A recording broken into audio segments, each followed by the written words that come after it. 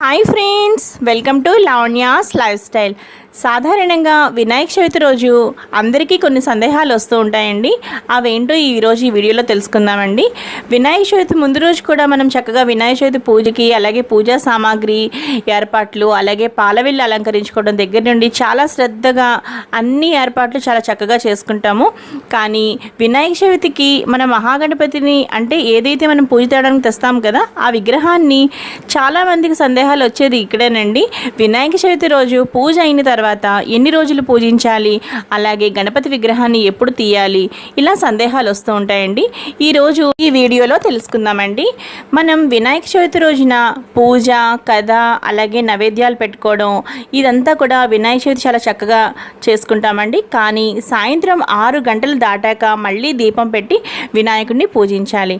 అలాగే నైవేద్యంగా మనం ఏవైనా సాయంత్రం చక్కగా పళ్ళు కానీ ఏవైనా ప్రసాదం కానీ నైవేద్యం పెట్టచ్చు అన్నమాట.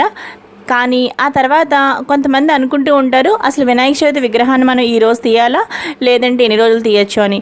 మరికొంతమంది అనుకుంటారు 3 రోజులు కానీ 5 రోజులు కానీ లేదంటే 9 రోజులు కానీ మనం ఇంట్లో పూజించవచ్చా, ఇలా అనుకుంటూ ఉంటారనమాట.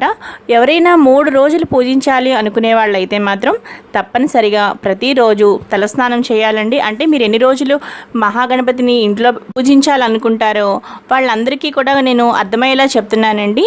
మీరు ఒకవేళ 3 రోజుల పాటు మీరు గణపతిని ఇంట్లో ఉంచుకోవాలి అనుకుంటే మీరు నియమనిష్టలు పాటించాలండి. అలాగే ప్రతిరోజు తలస్నానం చేసి మీరు మహాగణపతి విగ్రహం ఉన్నంతసేపు ఉన్నన్ని రోజులు కూడా మీరు చక్కగా తలస్నానం చేసి ఉదయం సాయంత్రం 2 పూట్ల కూడా నైవేద్యం పెట్టాలి అండి. సాయంత్రం చక్కగా మళ్ళీ స్నానం చేసి దీపం పెట్టాలన్నమాట. ఉదయం అయితే మాత్రం తలస్నానం చేయాలండి. ఒకవేళ 3 రోజులైతే, అలాగే 5 రోజులైనా, 7 రోజులు సాధారణంగా ఎవరు చేయరండి. 3, 5, 9 మంచి సంఖ్యలుగా చెప్పచ్చు అనమాట. అందుకోసమని అలా చేస్తూ ఉంటారు.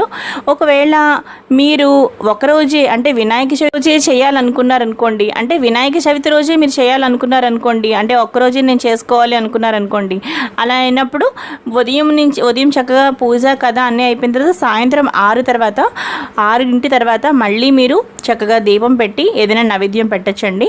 అలా పెట్టిన తర్వాత మహాగణపతి విగ్రహానికి మనం ఉద్వాసన చెప్పాలన్నమాట, అంటే పక్కకు జరపాలన్నమాట. అలాగే చక్కగా చేతిలో అక్షింతలు నీరు వేసుకుని వినాయకుడికి ఉద్వాసన మంత్రం చెప్పుకుని అలా ఒక పళ్ళల్లోకి నీరు వదలాలన్నమాట. దానితో మీరు ఉద్వాసన చెప్పినట్టుగా, అంటే అక్కడికి ఆ గణపతి విగ్రహానికి మనం ఉద్వాసన చెప్పినట్టు అనమాట. ఒకవేళ ఇలా కాని పక్షంలో, అంటే ఎవరైనా 3 రోజులు కానీ 5 రోజులు కానీ 9 రోజులు కానీ చేసుకునే వాళ్ళైతే వాళ్ళు మాత్రం తప్పనిసరిగా 3 రోజులు అయితే, 5 రోజులు అయితే, 9 రోజులు అయితే మాత్రం వాళ్ళు తప్పనిసరిగా తలస్నానం